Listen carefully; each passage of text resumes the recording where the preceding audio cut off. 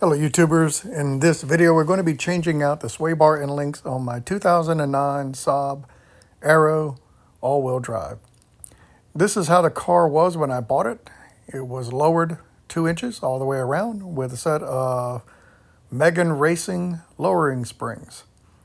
The springs on this car were way too low and the sway bar end links were still stock height, and the car knocked, rattled and rolled, all sorts of racket going on while you drive the car down the road.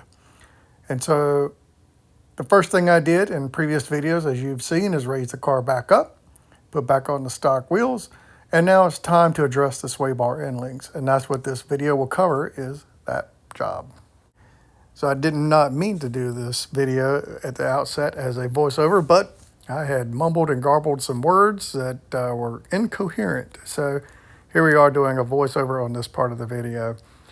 What you're looking at here is the top of the sway bar end link mounted to the strut, and it takes an 18mm bolt that you're looking at here and a 17mm wrench behind it. And that wrench is to lock that bolt in place so that you can undo the nut that you're looking at.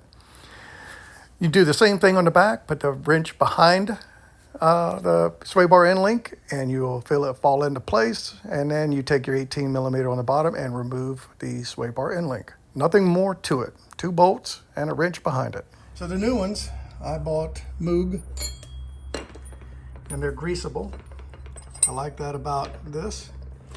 You don't have to choose greasable, but it'll extend the service life of the end link if it is greasable. So essentially we're going to do our bolt and plug it in. So let's do that. So the unit is in.